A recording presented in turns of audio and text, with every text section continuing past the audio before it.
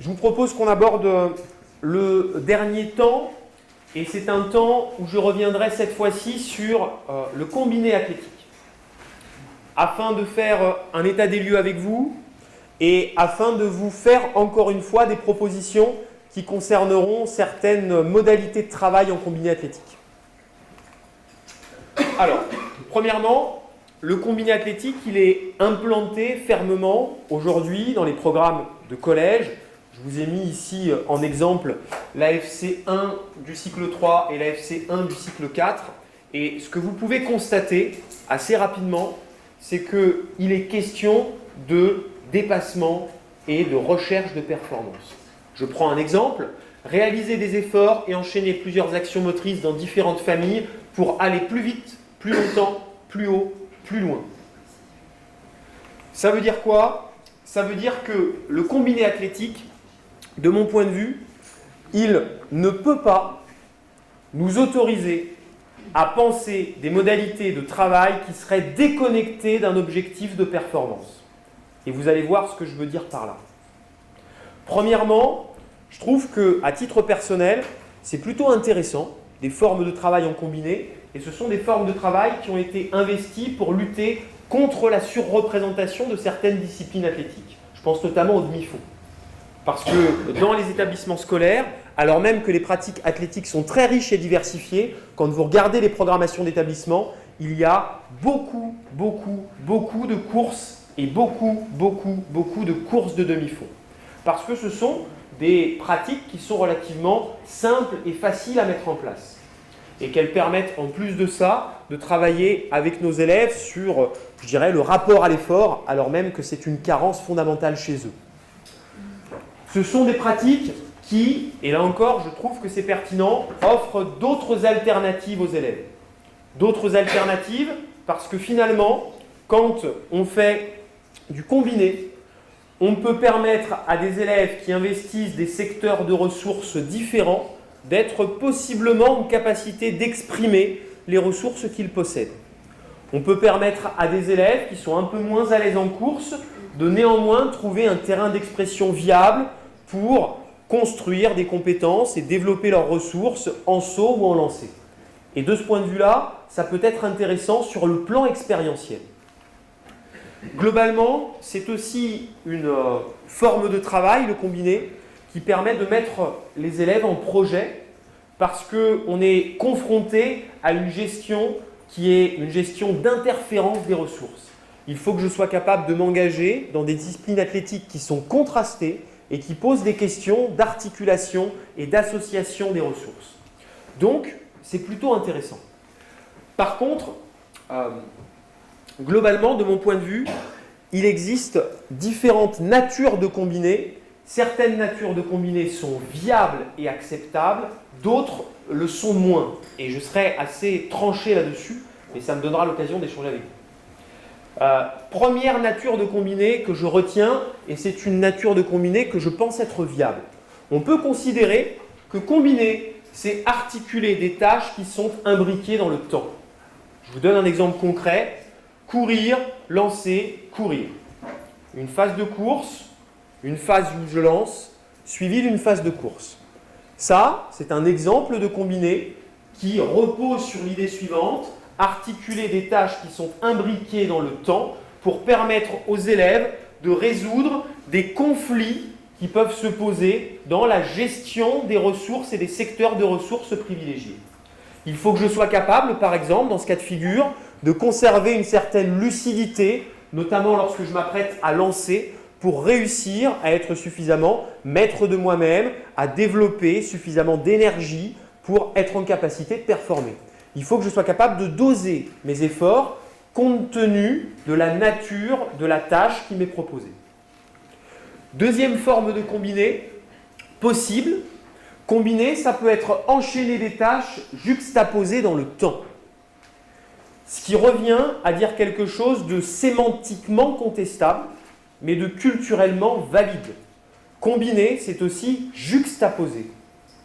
En témoignent des pratiques culturelles, en l'occurrence en athlétisme, ce que l'on appelle des épreuves combinées, par exemple le décathlon chez les hommes ou l'heptathlon chez les femmes, Ce sont des épreuves qui sont juxtaposées dans le temps. Les athlètes, sur le décathlon par exemple, ils vont réaliser un 100 mètres, ils se reposent, ensuite ils réalisent une seconde épreuve, du saut en longueur, ils se reposent, et ainsi de suite. Ce sont donc des épreuves qui sont juxtaposées dans le temps, ce qui peut nous amener à défendre l'idée que combiner, c'est aussi être capable d'enchaîner des tâches juxtaposées. Et à ce titre-là, l'intérêt, c'est moins de travailler sur la gestion de l'interférence des ressources que sur la gestion de la complémentarité des ressources. Être capable de se gérer dans un concours, dans une course, pour faire en sorte de performer tout en étant capable de solliciter des secteurs de ressources différents. Ces deux modalités de travail, me semble-t-il, sont valides. Elles sont valides car elles respectent fondamentalement l'essence du champ d'apprentissage numéro 1 et l'ADN des pratiques athlétiques. En revanche, et là je me montrerai beaucoup plus critique, on voit apparaître certaines formes de combinés qui, me semble-t-il, ne sont pas valides et je vais tâcher de m'expliquer.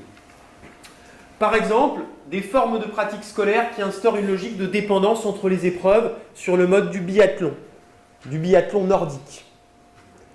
Des formes de pratiques, par exemple, qui consistent à dire vous réalisez une course, vous réalisez un lancer, plutôt un lancer de précision, et si jamais vous n'êtes pas suffisamment précis, vous prenez des tours de pénalité. De mon point de vue, ce n'est pas une forme de combiné valide. Ce n'est pas une forme de combiné valide au regard de l'expérience culturelle que nous souhaitons donner à vivre aux élèves dans le cadre des pratiques athlétiques. Dans un premier temps, parce que cette forme de travail-là, elle rompt avec les valeurs éducatives. Elle rompt avec les valeurs éducatives car elle cautionne le modèle de la double peine.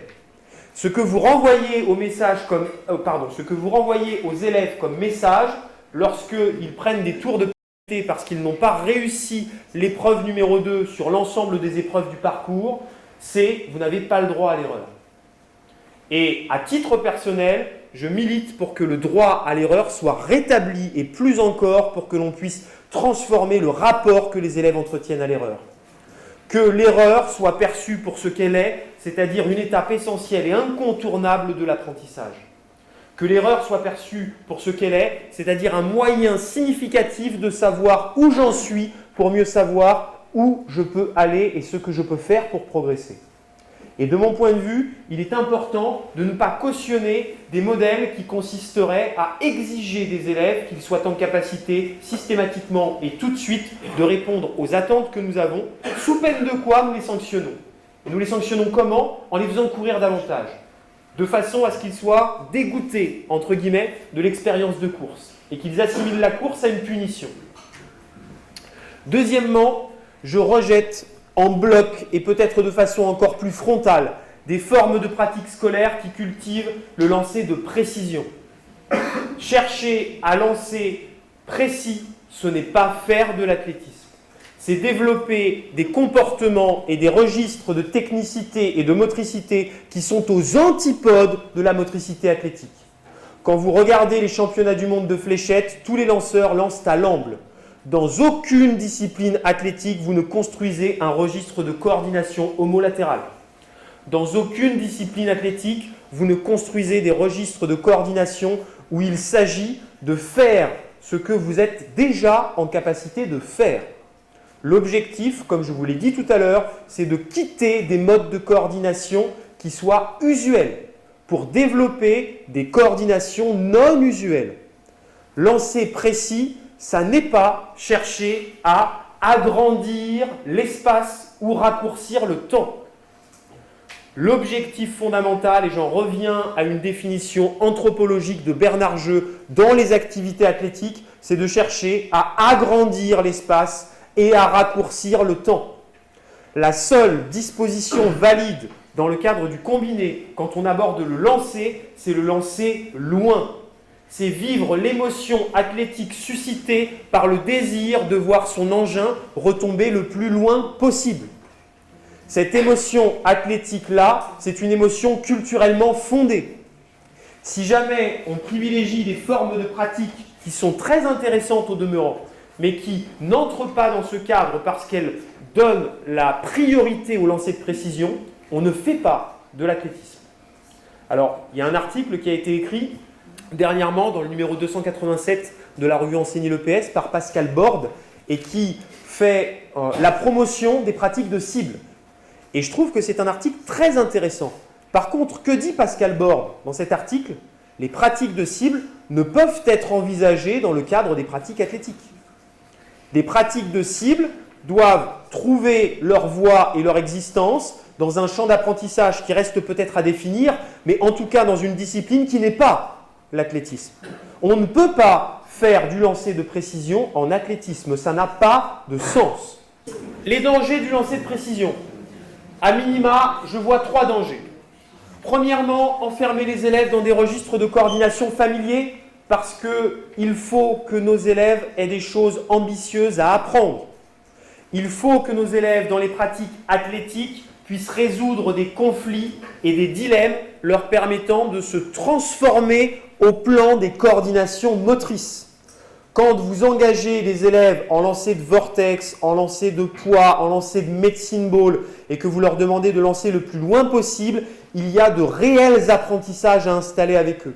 Parce qu'il faut qu'ils soient capables d'optimiser le chemin de lancement efficace, il faut qu'ils soient capables de construire des alignements segmentaires, il faut qu'ils soient capables de construire un timing de lancer en phase avec des prises d'avance d'appui qu'ils vont développer antéro-postérieur, en rotation, etc., etc. Quand vous faites faire à vos élèves du lancer de précision où il s'agit de viser un cerceau dans une zone, vous n'engagez pas les élèves dans des registres de coordination et de motricité qui sont ambitieux et non usuels. Deuxièmement, parce que c'est un risque de rompre avec les fondements anthropologiques de l'athlétisme, je l'ai déjà évoqué, donc je passe rapidement là-dessus, agrandir l'espace, raccourcir le temps. Et enfin, tout simplement, parce que vous ne respectez pas, en faisant du lancer de précision en athlétisme, les textes institutionnels, qui, je vous le rappelle, et je recite ici la FC1 du cycle 3, amènent les enseignants à faire le choix suivant, permettre aux élèves d'aller plus vite, plus longtemps, plus haut, plus loin.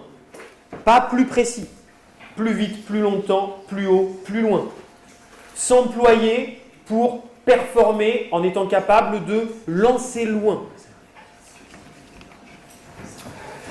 L'intérêt du lancer loin en combiné, me semble-t-il, c'est donc d'engager les élèves dans de réels apprentissages et surtout de revaloriser un parent pauvre de l'athlétisme. Parce que, bien évidemment, les activités de lancer ne sont pas toujours autant choisies et appréciées, alors à titre personnel que ce que je souhaiterais, mais en l'occurrence, ce sont des activités qui peuvent offrir un contexte de travail, d'apprentissage et de pratique relativement riche aux pratiquants et qui peuvent permettre à des élèves un peu moins à l'aise dans d'autres secteurs de trouver encore une fois un terrain d'expression valide. Globalement, ce sont des activités qui s'ancrent sur des acquisitions importantes. Je passe, je pense que vous l'avez perçu, j'essaye d'avancer un petit peu. Et vivre une émotion athlétique singulière, le lancer loin. Ça n'a pas d'intérêt de faire du lancer si ce n'est pas pour chercher à lancer loin, mais par contre, ça suppose certains aménagements. Ça suppose certains aménagements car à l'inverse, je vais me montrer assez critique, ça n'est pas du tout intéressant de demander à un élève de lancer un poids qui excède ses capacités et qui semble être beaucoup trop lourd pour lui et de se lancer sur les pieds. Ce n'est pas du tout intéressant. L'expérience que vous donnez à vivre à cet élève, c'est une expérience qui n'est pas stimulante, qui n'est pas vectrice de plaisir. Pour aider nos élèves à lancer loin, il faut faire des choix singuliers qui puissent nous amener à nous excentrer des pratiques sociales de référence. Je vous donne un repère significatif. Quand vous prenez par exemple des lanceuses femmes, elles lancent du 4 kg. 4 kg alors qu'elles font approximativement à haut niveau entre 120 et 130 kg. C'est-à-dire que le poids proportionnellement à leur poids de corps est équivalent à environ 3% de leur poids de corps. Quand avec vos élèves de 6e qui pèsent 40 kg, vous leur faites lancer le 3 kg, vous voyez que proportionnellement en tout cas, les références sont complètement inversées. Alors que vos élèves disposent d'un bagage technique pauvre, voire inexistant, et alors que vos élèves possèdent des qualités physiques qui ne sont pas du tout celles des lanceuses de haut niveau. Ce qui veut dire qu'il faut tenir compte des ressources et des possibilités de travail de vos élèves pour les engager dans des formes de pratique susceptibles de les aider à lancer loin. Je prends un autre exemple. Je ne sais pas si vous avez déjà fait du disque. La grande particularité du disque, c'est qu'avant de lancer loin, il faut déjà réussir à lancer le disque. Et je dirais, avant de lancer le disque, il faut déjà réussir à tenir le disque. Parce que le disque, il ne se tient pas. Il repose sur les dernières phalanges de la main. Tant et si bien que quand la main est à l'arrêt, le disque tombe. Donc il faut déjà comprendre comment placer son disque et comprendre que le disque est maintenu par la vitesse de déplacement du bras. Comprendre que le disque a un sens de rotation qui s'oppose au sens de rotation du buste et du bras. Parce qu'il tourne dans le sens contraire au sens de déplacement. C'est complexe à comprendre. C'est complexe à réaliser. À titre personnel, moi j'ai travaillé pendant pas mal d'années en club avec des benjamins, des minimes, des cadets. Globalement, il faut 3, 4, 5 séances pour que les élèves commencent à lancer le disque correctement. Pour que le disque ne vole plus comme une pizza. C'est long. On n'a pas ce temps-là en éducation physique. Ce qui veut dire qu'en supprimant, par exemple, certaines contraintes de tenue d'engin, en remplaçant le disque par un cerceau ou par un anneau, on est en capacité d'engager les élèves dans le monde des rotations. On est en capacité de leur permettre de construire des registres de technicité qui sont simplifiés par la tenue de l'engin et qui vont les aider à lancer un peu plus loin. Donc il y a plein de choix d'aménagement qu'on peut faire qui nous amènent possiblement à nous excentrer des pratiques sociales pour cultiver le lancer loin. Ok ? Donc le choix des engins, déterminant. Les modalités de pratique sont également déterminantes. À titre d'exemple, et je m'appuie sur une modalité de pratique qui a été proposée par Michel Pradet et que moi j'appelle la P3R, c'est-à-dire la performance au troisième rebond. Je trouve que le lancer de medicine ball, c'est très intéressant. Pourquoi ? Parce que je ne sais pas si vous avez déjà fait du poids, et la particularité du poids, c'est que si vous souhaitez lancer correctement et sans vous faire mal au coude, il faut que le poids soit bien placé. C'est-à-dire placé sur les phalanges et contre le cou. Et l'hiver, un poids contre le cou, c'est pas agréable. L'hiver, un poids contre le cou, c'est pas agréable, et pour peu que le terrain soit mouillé, on se salit. Donc on n'a pas envie de le tenir correctement, on le tient à pleine main. Quand on tient le poids à pleine main, on ne peut rien faire avec le poids. On n'a pas de possibilité d'expression sur le plan moteur. A l'inverse, quand on a un medicine ball dans les mains, on peut le tenir facilement devant soi. On peut appuyer plus facilement avec le medicine ball. Comprendre plus facilement que si on lève le coude, il y a moins de chances pour qu'on se fasse mal au coude et que le coude passe en dessous. Avec un medicine ball, on a un engin qui peut rebondir, ce qui peut nous permettre de nous rapprocher d'une performance culturellement acceptable. Et j'entends aussi par là que la performance au troisième rebond, elle est significative des acquisitions techniques des élèves. Pourquoi ? Parce que si jamais mon angle d'envol est rasant, mes rebonds sont rapprochés, sous la forme de ricochets. Je ne vais pas loin. Si jamais mon angle d'envol est trop ouvert, mes rebonds sont rapprochés dans l'espace. Je ne vais pas loin. Si jamais je construis un angle d'envol approximativement autour de 40-45 degrés, j'ai des rebonds qui vont être plus paraboliques et qui vont me permettre au troisième rebond d'aller un peu plus loin. Donc les élèves peuvent comprendre assez simplement à partir d'une forme de pratique telle que performance au troisième rebond, qu'il y a des acquisitions à construire pour établir un angle d'envol leur permettant d'assurer une performance maximale ou optimale. Des choix dans les formes de pratique, délaisser les engins traditionnels. C'est ce que je vous disais, parce que premièrement, ça permet d'assurer la sécurité du groupe. Quand vous faites du javelot, moi à titre personnel, j'ai déjà fait du javelot avec des élèves, je n'ai pas été serein. Il y a des contextes de travail dans lesquels vous n'êtes pas toujours serein. Et encore une fois, quand un entraîneur en club travaille avec des élèves en lancer, s'il fait du javelot, vous pouvez être sûr et certain, notamment avec des débutants, il a rarement plus de 10 athlètes. Quand vous en avez une petite trentaine et qu'ils tiennent le javelot à l'horizontale et pas à la verticale, vous pouvez avoir un peu peur. Deuxièmement, réduire les contraintes d'aménagement. Réduire les contraintes d'aménagement pour s'orienter vers des formes de pratique, encore une fois, plus simples à envisager. Typiquement, si jamais je lance, par exemple, du vortex, des balles lestées, et que j'établis des zones qui me permettent de mesurer la performance, non pas au centimètre près, mais avec des repères de distance approximatifs, j'arrive dans la 4e zone, j'arrive dans la 5e zone. C'est déjà un moyen de situer sa performance et de savoir si on progresse. A l'inverse, quand on déroule le décamètre, on perd beaucoup de temps et peut-être que ce n'est pas si intéressant que ça, surtout dans une première séquence d'enseignement, d'amener les élèves à construire une performance qui soit rigoureusement mesurée. Peut-être que la performance, elle peut être plus subtilement mesurée pour gagner du temps et optimiser l'apprentissage et la répétition. Faciliter l'entrée dans les apprentissages, globalement, en permettant aux élèves de, et c'est ce que je vous disais, se défaire des contraintes liées à la manipulation de l'engin. De mon point de vue en lancer, ce sont principalement sur ces contraintes-là qu'il faut travailler. Et ces contraintes-là qu'il faut supprimer. Ce qui pose problème aux élèves, c'est la tenue de l'engin. Comment je tiens un javelot? C'est très encombrant. Comment je tiens un poids? Encore une fois, difficile à tenir. Comment je tiens ou je manipule mon disque? Si je supprime les contraintes de tenue d'engin, parce que je fais du vortex, parce que je fais du medicine ball, parce que je fais du cerceau ou de l'anneau, je peux beaucoup plus facilement ensuite recentrer les élèves sur des acquisitions techniques fondamentales. Par exemple, je peux très bien tenir un cerceau dans la main et réduire les contraintes attentionnelles de l'élève pour qu'il soit capable de mieux s'organiser au niveau du déplacement pédestre. Parce que la particularité d'un débutant, quand vous construisez la volte, même si vous êtes sur des voltes aménagées, ça peut être quart de volte, ça peut être demi-volte, mais la particularité, c'est qu'il part comme ça et il finit comme ça. Pourquoi? Parce que le déplacement des appuis-pieds induit un rapprochement de l'axe du corps avec la main.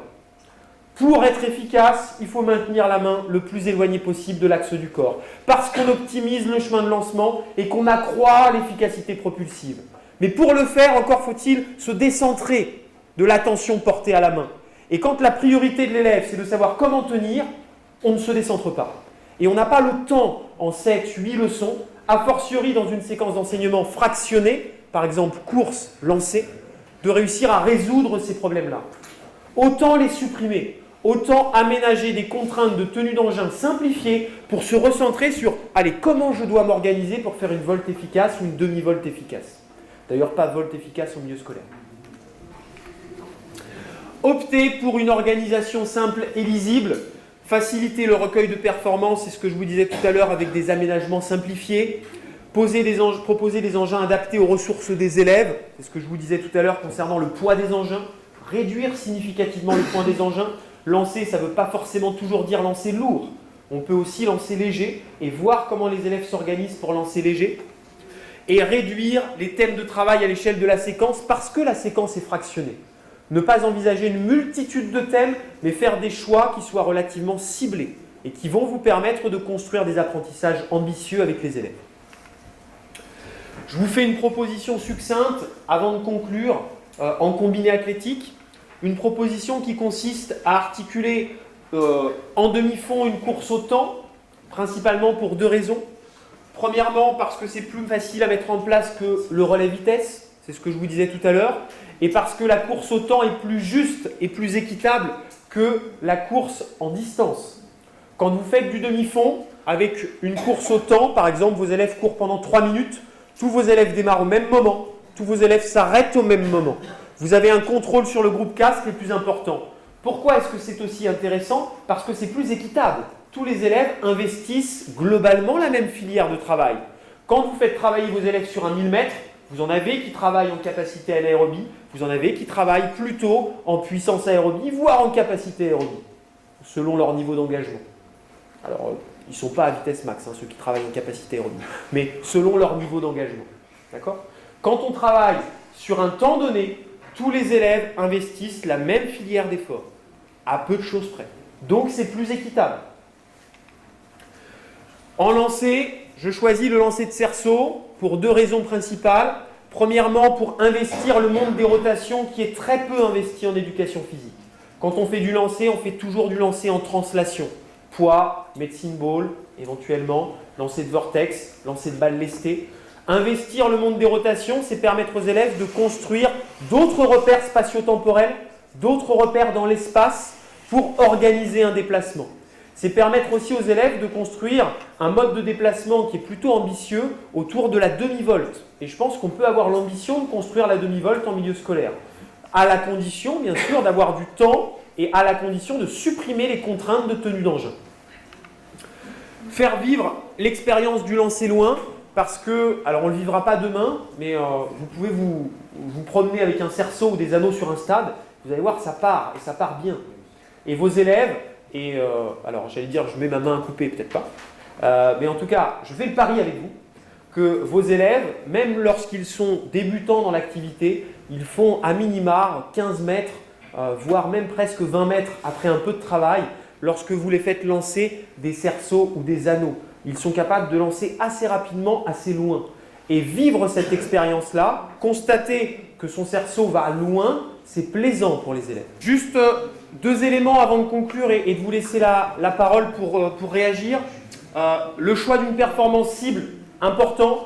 Et en lancer, par exemple, on peut construire des niveaux de performance cible assez simplement, hein.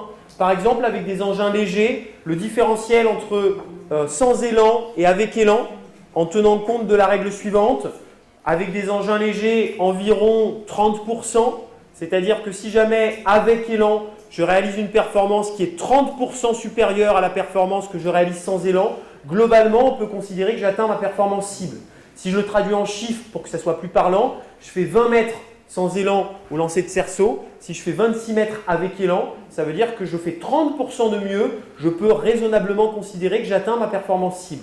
Il est possible de construire comme ça des repères relativement simples. J'aurais tendance à dire 30% pour les engins légers et plutôt 15% pour des engins un peu plus lourds. Organisation de la classe en équipe, parce qu'encore une fois, et là j'en reviens à des choses qui, moi, me mobilisent à titre personnel, mais ce n'est pas parce qu'on investit des pratiques dites individuelles que ces pratiques sont en réalité individuelles ou individualistes. Et bien évidemment, on peut travailler en équipe et les pratiques athlétiques sont avant toute chose des pratiques sociales. Et il est possible d'amener les élèves à coopérer, à collaborer, à s'engager dans des logiques de club ou de défis qui sont tout à fait porteuses en EPS. Ok ? J'en termine juste avec cette citation d'Alain Solé que je trouve relativement juste et qui, moi, me guide à titre personnel, en tout cas qui a guidé ma présentation de ce soir. Je vous propose qu'on la lise ensemble. Ce qui compte finalement, c'est que les élèves vivent une expérience athlétique de même nature que celle vécue par l'athlète confirmé et qu'ils déploient la même activité pour affronter les mêmes problèmes essentiels et vivre les mêmes émotions. Ce qu'il faut, c'est que nos élèves soient capables de vivre des émotions qui soient inscrites dans l'ADN des pratiques athlétiques. C'est-à-dire pas des émotions qui sont édulcorées, mais des émotions qui sont établies autour de l'idée de performance, de record, de dépassement de soi. Ok ? Je vous remercie pour votre attention. Merci.